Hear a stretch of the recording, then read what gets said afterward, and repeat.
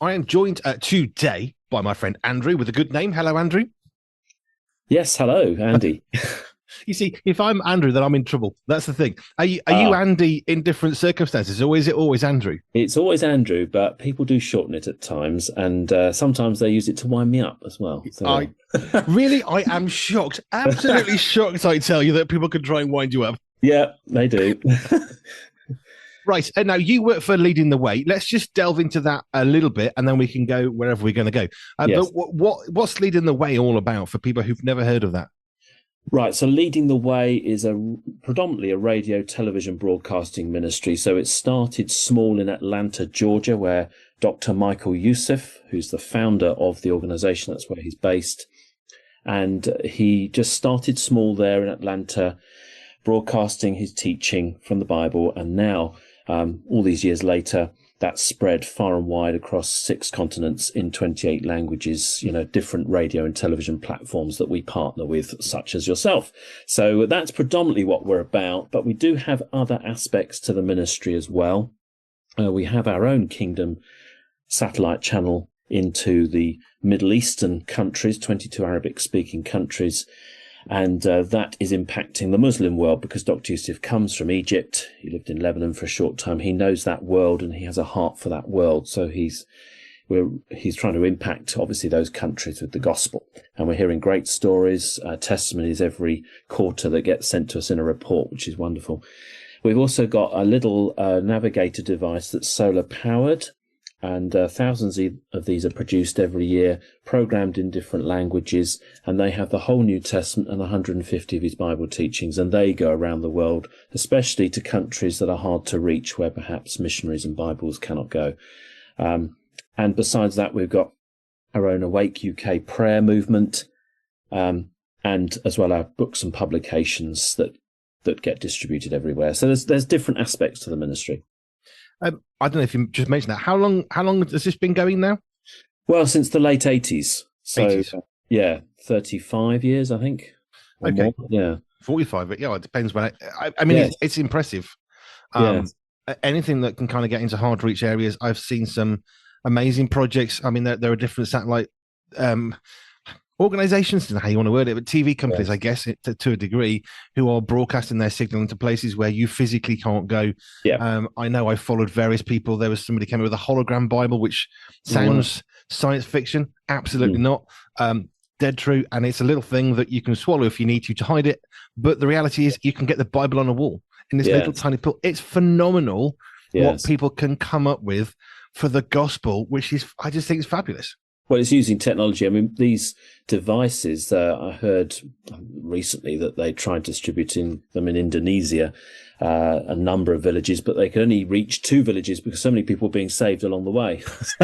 uh, yeah, so they really make an impact. And of course, if someone is unable to see, they can listen instead to these devices. Or if they're immobile and they can't get to church, then they've got one of these devices in some of these countries, which is great. I'd really get excited by that Mm, because I talk about the Bible as a living word. I'm sure you would as well, but it, mm. it almost sounds a little bit. Well, it's a living word. It almost Yes. kind of loses something of the actual truth of Yeah. when you read a piece of scripture 80 times in a row, whatever it's going to be. Do you know what? Yeah. It Yeah. changes its meaning. Not it changes what it means, but you can see something new every time because it really is alive. And the Bible is not just a good book. It is a good book. It's a very good moral code. Yeah. However, it's much more than that because it changes lives. Absolutely. And it speaks to our situation, right where we are. And this is why, it's all the time it's speaking to us because we're always in different situations every Yeah. day. So whatever we face, it's going to speak into our life. And it cuts to the heart. It convicts us by the Holy Spirit. Yeah, it's the only book of its kind, really, that does that. So, Absolutely right. A couple of things I wanted to touch on. One was a trip to Nepal that you've had, but CRE, which we yes. didn't get to this year. Now, we went 2 years ago, so that's 2023, when they were in Soley Hall area. Yeah. So Creation Resources exhibition this year was in Milton Keynes, which I think is more of its home Yes. geography. How did you find the conference? Well, so this year it was back actually at Sandown Park. Last year it was at Milton Keynes, and I went last year because it's a different catchment area, and I did meet a lot of people from that region. It's interesting how it does definitely attract people from the locality. Back at Sandown Park, it was their 40th anniversary this year, Wow. so I wanted to make the effort to get to Sandown Park, where it traditionally has been in the past, and it was a good flow of people. Good interactions, as always. The thing is, it's about being visible as an organisation, and I think that's important. A lot of supporters came up and said, "Oh, it's great to see you here." We listened to Dr. Yusuf, we watched Dr. Yusuf on this radio station or this TV platform, and so it's just good to be there and to meet a lot of our supporters, let alone people who don't know anything about us. And so we're sharing for the first time. We're handing out literature and engaging in whatever way we can, really. I guess that was kind of one of my questions. Why does Leading the Way go to a conference, put up a stand? It takes time, money, resources. You stood there. Yeah. I think the question I wanted to ask is why does that matter? It's all about the in-person, face-to-face. You can't beat that. I can send emails or make phone calls, which I do to our donors and supporters regularly. But to actually meet in person just is for them a real joy and excitement, and they love seeing us there. So I think it's all about that interaction one-to-one, and that's always my preferred option. I don't go mad, trying to reach every Christian event, every Christian festival, otherwise I'd be worn out. But I choose 3 to 5 a year, and CRE was on the list this year, really. Next year, we're definitely going to opt for a big church festival and some other festivals as well. I think there is something so wonderfully personable about being in person, because we can watch, we can listen, and that is immensely powerful. COVID, if it taught us nothing else, it's the power of preaching and teaching through digital devices, Zoom particularly, where a lot of churches suddenly discovered what's this Zoom thing. And it's great, and it's really powerful, and it's amazing. I was chatting with a guy from California who was in Paris, and we chatted yesterday. I mean, is what digital can do. Countries, it is amazing, isn't it, really? Yes, that's right. But you can't beat saying hello. But then, saying hello when it's the UK, making an effort. I know it's money spent, but it's money well spent, I think. As I say, just prioritising, being strategic about where to go, different audiences. I try and mix it up each year, to be honest. Yeah. Which I think is important. We love playing the material on the station because I just think it's good quality. Nothing more complicated than that. It's good stuff. Yeah. Let's go. Well, let's go to Nepal. That'd be cool. Wouldn't it? That would be great. Let's travel by map, as the Muppets would do. Yes. Just why did you go to Nepal recently? Just tell us a bit about that. Well, it was a bit like Paul and his vision of the man in Macedonia, calling him across, urging him to come. And I've had a pastor friend over there for a number of years, and he said, Andrew, we'd love you to come and to bless and encourage the pastors in Nepal. We really need some of that, in Nepal. And I'm putting it off. I'm not sensed by the Spirit of God that it's been the right timing, but this year it did. And the door flung wide open. Everything seemed to fall into place. It's of the Lord when that happens. I went in Leading the Way time, and our local church, Romford Evangelical Free Church, where I'm now an elder actually this year, they financed it, which was great, from a legacy fund. So the door opened, and of course you know what happened. I mean, there was many months of planning for a one-day conference, principally a one-day conference for senior pastors and denominational leaders from Kathmandu city and some of the surrounding provinces. So we had on the day 80 senior pastors there, which was planned. It was a full day from breakfast through to tea in the evening, and I did 3 one-hour sessions. And you had some senior pastors there who have 350 churches across the country. I mean, it's phenomenal. So they are like the top of the stack. And basically the idea was to try and disseminate that teaching across the networks, so that it had a kind of ripple effect from the conference. But of course, you know what happened beforehand? There was one, I was flying via Doha with Qatar Airways, and Israel had just bombed Doha that week.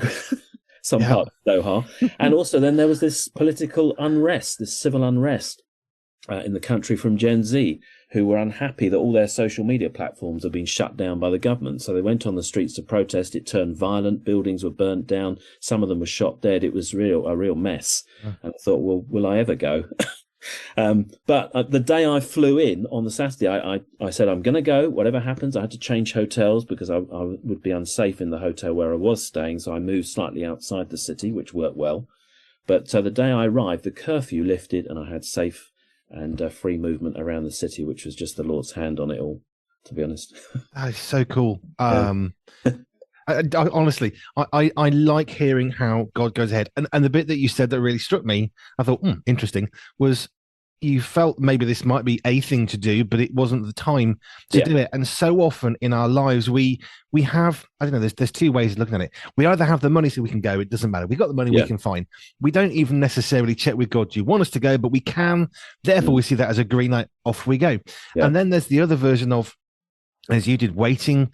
Not just for an invitation, but the ability as well. It's not just, come. That's easy. Everyone invites people all over the place, but actually it's more than that. You see, I get invites from Africa and all sorts, and it's just knowing what the Lord wants at this time. And this year, getting a visa was easy. The jabs, no reaction to those. Just everything seemed to come together. It's of the Lord. But most of all, I was convicted by the Holy Spirit. And then the Lord almost... I downloaded the Lord's teaching, and I'll just share with you, if I can, what I actually brought to the country, because I sensed this was the message that I was to bring. And I did 3 sessions. The first session was on personal aspects of your Christian life. So keep your first love, keep yourself pure, keep seeking the Lord, keep in step with the Spirit, keep alert for enemy attack, and keep away from loving money, which is an issue in that country. So that was the personal teaching. Then after that was more the pastoral. Keep to your calling, keep preaching without compromise, keep shepherding the flock, keep your spiritual fervour, keep glorifying Jesus, and keep strong to the end. So that kind of rounded up the morning. Then the afternoon, I did a whole session on keep reaching the lost, because I felt I needed to end with this call to evangelize, which is challenging in that country because you're not allowed to evangelize on the streets. You're not allowed to openly evangelize. So it was... just a challenge to them really throughout the whole day. And I felt they were really with me. They were really gripped by it, and they were taking loads of notes and discussing it. And so it was fantastic time. And then I had other opportunities to actually teach on, from one of Dr. Yusuf's books, The Leadership Style of Jesus, to teach in Kathmandu Bible Institute on the leadership style of Jesus, to draw out points from that book and principles. Also spoke to a youth gathering at a large church in the centre of Kathmandu, preached at a few other churches, spoke at a school assembly of 300 pupils outdoors. So all these wonderful opportunities as well alongside the actual conference day. God so often, and I'm pretty sure you're going to agree with this, God will ask us to do something. He'll invite us because he's a gentleman. Absolutely. He never says, do this. It's like, would you do this for me? And when he calls us, we have to make a decision of, do I think, is this God's voice? Yeah, pray, seek wisdom, counsel, all of that. But when you think to the end of that, I know God's asked me, you then have to be willing to actually go. And you were on the way to a violent place. But you have to be willing, because ultimately, if God's called you, and as Christian people, we don't get to say, oh, we're not going out, it's not very safe. That's irrelevant. It might be relevant in planning, but that's it. That's right. The first trip I went on in 2011 was to Haiti after the earthquake. As a chaplain to Samaritan's Purse and the workers out there. And it's, again, a very dangerous place. I was kept under armed guard everywhere I went. Wow. And ministered and saw the Lord do amazing things out there, especially in the cholera clinics and out in the community and preaching the gospel in churches. Even had a voodoo priest respond to the gospel in one of the churches. He came that morning, which was just amazing. They've been praying for years, and there I tip up out of the blue, and he comes to Christ.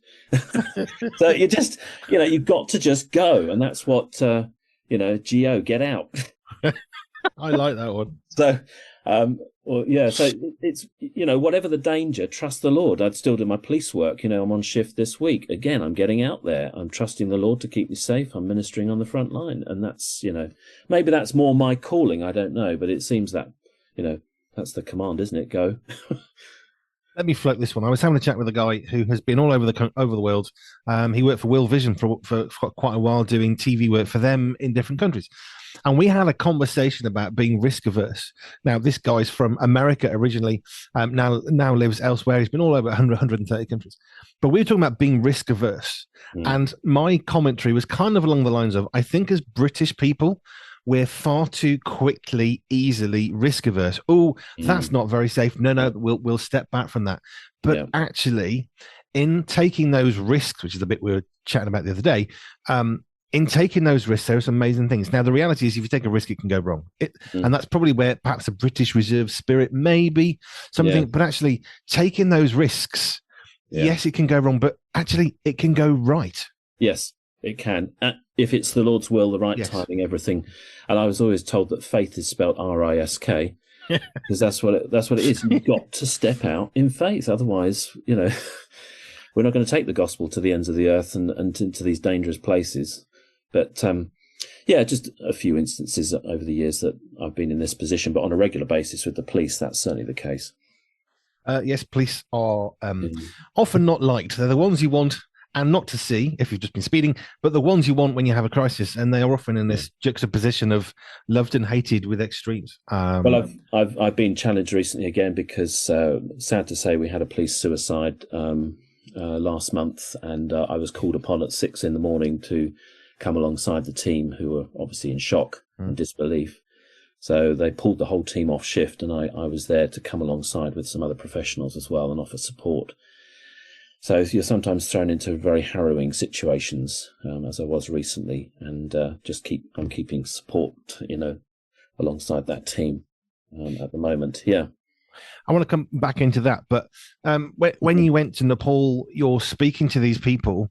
I mean, this is the power of the gospel, isn't it? You're just one person, okay? You have one person, one voice.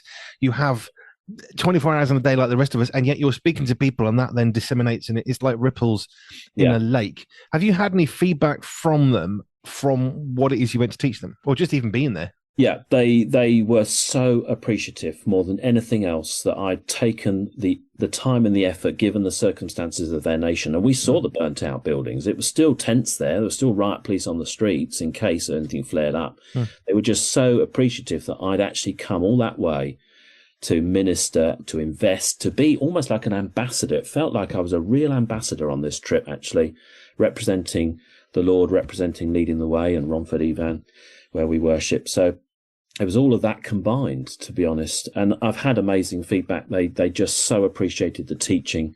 It was just the right teaching they needed to hear. So many pastors said that. They want me to go back, of course. Again, I've got to just again be directed by the Lord to see if that's right in the coming years. Overall, very positive from the feedback I have heard. And it sounded really good. I mean, the keeping on. I always think of Dory in Finding Nemo. Just keep on swimming. And do you know that one moment, that one little silly fish in a cartoon? There's a lot we can learn from that as Christians. You have to keep going. And when it gets hard, that's not a sign that it's bad. When it gets really good, that's not a sign that it's of God. Because actually, the road is narrow, and it's quite circuitous and twisty. Mine is. But when you walk one step at a time with your hand in God's, amazing things can happen once you allow that risk to grow, right? Wisely, righteously, absolutely. But it's the risk stuff where amazing things happen, and we've seen that a number of times in our lives, where you do put yourself in a position where you can get a lot of criticism. Yes, we opposed the lap dancing club. We were the only ones to do so in the end, pretty much, and we stopped it. And why? Not because we were amazing, but we were just willing to say, "Okay, Lord, I'll stand." Yeah, actually, that's true. And the word "keep" is often in the Bible. If that's where some of the titles came from, of course. "Keep yourself pure" is in Scripture. Keep your spiritual fervor. So it's just natural that those titles came out, but I just added others from Scripture and shared with them as what the Lord had given to me. So, which is all we can do. Yeah, that's right. We are just the messengers at the end of the day. Amen to that. Yeah. I want to come back to Leading the Way, but just tell us more about the work you do as police. Why are you getting up at 6 o'clock in the morning to go and help a bunch of people who have lost a colleague? Yeah, well, I mean, this goes back 24 years ago when I first started. I've been in this role for so long now. I'm almost part of the furniture. Everyone knows who I am. The posters are on the wall in case they need to call me out. So when I was with London City Mission many years back, this role began, and it was full time, actually covering five police divisions in the metropolitan area of London. Now it's just a slice of that I took with me because the door was wide open again, and I just knew the Lord was still wanting me to do this ministry that is frontline. It always has been from the early days, where I'm actually alongside the officers for an 8-hour shift, which means I can relate to them better. I can understand the world of policing. I can see what they see. I can support them on the front line, emotionally, mentally, spiritually. And at the end of the day as well, I'm like a police officer. I become like a police officer to win police officers. So some have come to faith over the years, which is wonderful. Praise the Lord. So it's about sowing seeds. It's about being there and having faith conversations. But I've certainly been in so many different circumstances where it could have gone horribly wrong. But the Lord has protected me and used me so wonderfully. Which, again, it comes back to that being willing to go and saying, yes, Lord, send me. You might laugh. When I was younger, I didn't like hot places, and I still don't. I've discovered I've got a bit of an allergy to the sun. So I used to pray, go with it a second. I used to pray, please, Lord, send me to the Caribbean or Africa, because I really believed on some really misguided teenage teaching that Yes. if you pray against something, God will send you there. So I thought if I pray for that, he won't send me. Now, as much as that is ridiculous and nonsense, you can see my heart of, I knew that God was real, but I didn't want to go to hot places because that would be bad. Anyway, so I prayed about it. But actually, when I prayed, please don't send me to Manchester, because I knew it when I did a year's mission in 95. Where did I go? I went to Manchester. No, that's not to prove a point at all. I'm being silly. But it's easy to say, well, I'll go to the nice places and I'll go to these places because it's comfortable. And God might call you to nice, comfortable places. Possibly not. Well, I said to the Lord when I first started out, I studied architecture at Nottingham. And then I said, when I was called to ministry at that stage during my degree, I said, Lord, I'm never going to London. I actually meant that. I'm never going to London. And I've been in London ever since. So that just proves it, really. Never say never. Yeah, pretty much. Basically. But no, the role with the police, I feel like it keeps me in touch with the real world. It keeps me sharp. It keeps me focused. I feel I make a real difference. I can pray at the scene of incidents quietly in the background, and I've seen amazing results from that as well over the years. I mean, it's now or never, really, when you're praying in that sort of situation. Yep. And then I've really been hands-on, as well. I've directed traffic at road traffic accidents. I've chased suspects. I've helped arrest someone. I've comforted grieving families at suicide, sudden deaths, and, everything really. And that I've been in the press so much, local press, because they see all the chaplains out on patrol. It's so unheard of. But the public really love it, and it really calms down domestic situations, youth trouble, everything I've found over the years. Having as they see, an ordained member of the church there, it takes them by surprise and actually makes a real difference. So good man. It matters though, isn't it? Because people have a respect for, I'm going to call it the cloth just for a moment. I went into a situation where we were being given a house belonging to the church for a job we were doing in the church. And the problem was the house that we were given had a family in it who didn't want to leave. So we went to look at the house, and I'm thinking, I can't believe we're actually going to look at the house to see if we want the house for a job, and there's a family in it. We were not comfortable. The vicar came with us, and I watched the power of the cloth. Literally, he went in his garb. He said, I don't like it, but I'm going to leave it on because it helps. So he went on with all this stuff on. He was a bishop as well, so he had this fancy thing. But it was a way that he was able to go into a very difficult, tense situation and just being kind, compassionate, loving, patient, listening, just totally transformed it. Yeah, diffuses. I find I diffuse situations at times. They announce as well, oh, we've got the chaplain with us. And sometimes that straight away, diffuses. I've got chaplain on my epaulets. I've got a massive chaplain on my back. You can't ignore the fact that I'm a chaplain. And of course, they come up with all the jokes like, "Oh, here's Charlie," or we call him Rev 1. His call sign's Rev 1. So all the police banter, which I enjoy. But yeah, there's a serious, obviously, side to it. But it just goes to show that what you're doing in that role for the police service around London, that's part of you being able to go to Haiti. It's part of why you can go to difficult places in Nepal, which many people think, oh, no, no, no, can't do that. Yeah. But if it's something you're experiencing all the time, it's less of a huge issue. Yes, I mean, it was for me going to Nepal. I couldn't be bothered really whether it was, they were fighting over there. I was still going to go, and the Lord would take care of me because that's been my experience all these years. So yeah, I just get on with it, which is perhaps again unique to my calling in many ways. Yeah, that's what God does, though. Nothing's wasted. No, and that's easy to say, but in your situation, the fact you're out with the police and you're going into difficult situations means you can go to Haiti and you can go wherever because do you know what? This is just a Friday night back home. Yeah, kind of. Yeah, kind of. Yeah, that's right. We did see lovely views in Nepal, by the way. I was taken up to a high point, 7,000 feet high. And we saw, this was for sunrise, we got up at 4 a.m. in the morning and we saw the Himalayan mountains, the whole range. Absolutely amazing. Yeah, and then when I flew out, I didn't see Everest on that occasion, but when I flew out of Kathmandu, about sort of 5-10 minutes into the flight, I looked out the window and there was Everest above the clouds. Amazing. Wow. I got a quick photograph.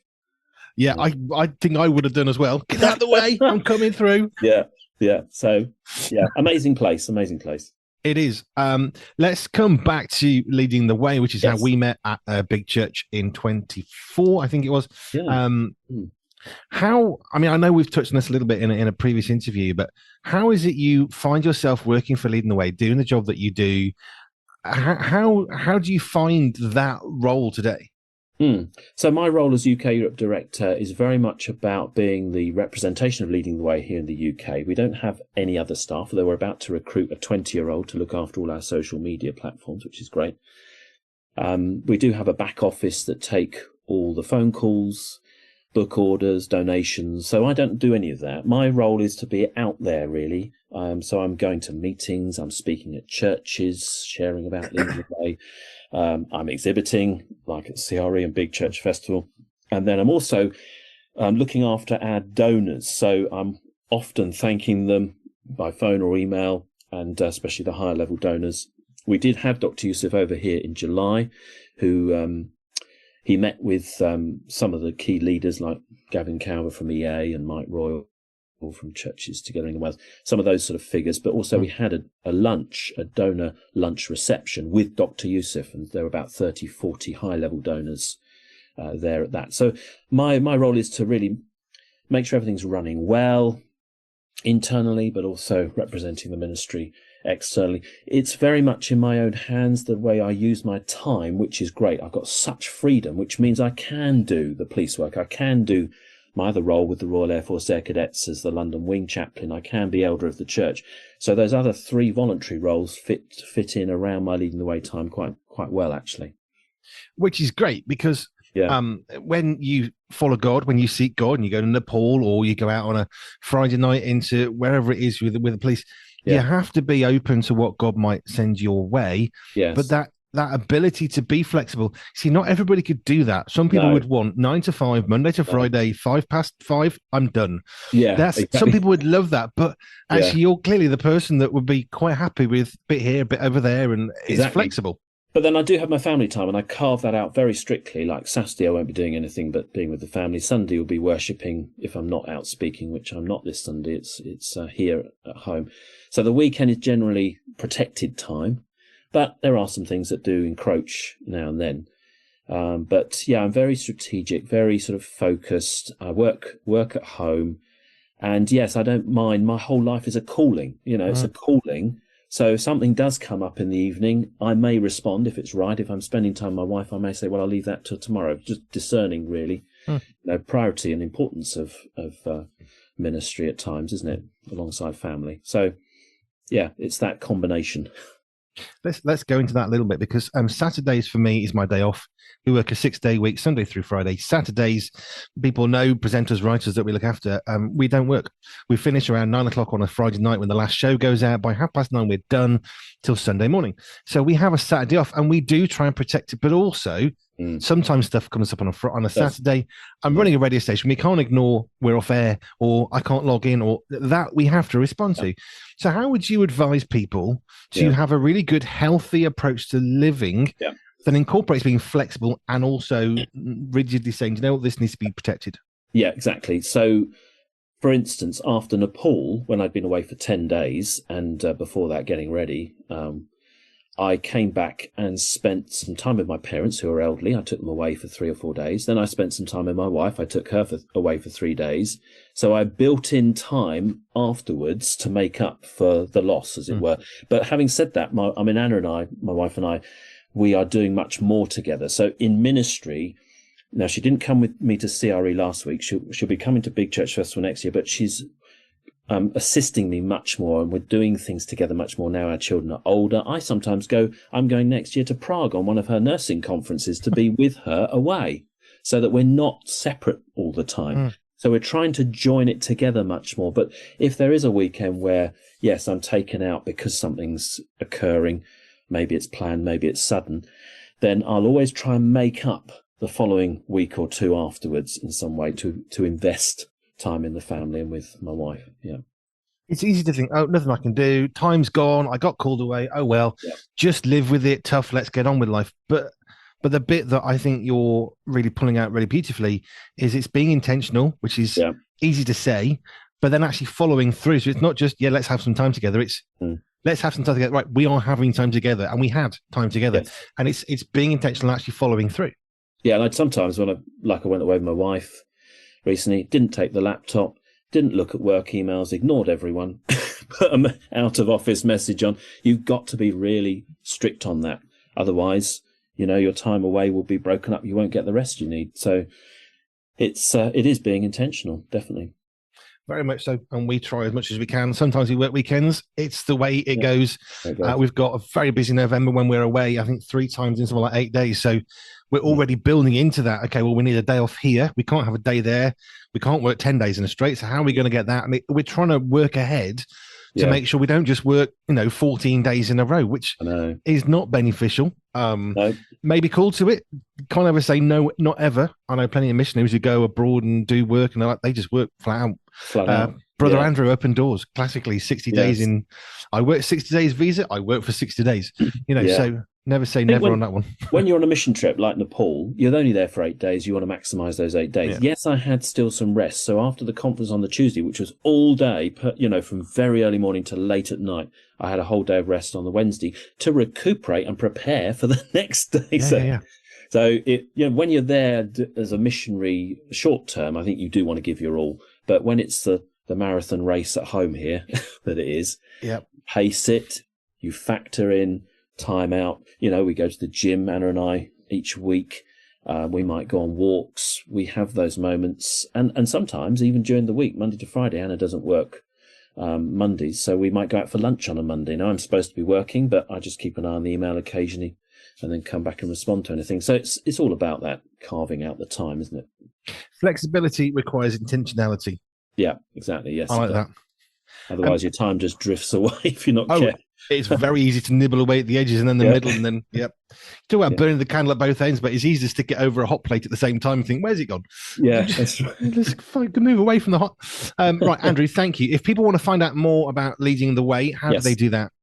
So the best way to go is our website, ltw.org. ltw.org, very simple. It's got everything on the website, including our Open Door campaign, which is our 5-year campaign at the moment to reach and impact the UK, the Muslim world, and remote places. You can read all about that on there. You can download the app as well on your phone. The app is a really good tool. It's now got a new tool on the app called My Faith Assistant, which is AI generated. It's Dr. Yusuf saying we're redeeming AI. AI is used to answer people's questions about faith. So you can type in any question like, what is hell? It will come up with a biblical answer there for you.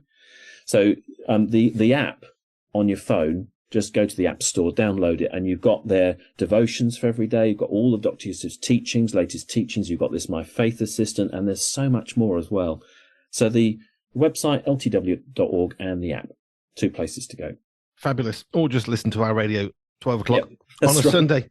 works the same way. But you've got a few more on your website. Andrew, thank you. It's been a pleasure just to find out more about Nepal, because I was excited when I knew you were going. I wanted to get a little bit about that, and I'm really grateful and appreciative of you going a little bit into your work as a chaplain, because it's a work that's often quite invisible, but it matters. So thank you. No, pleasure. Good to be with you.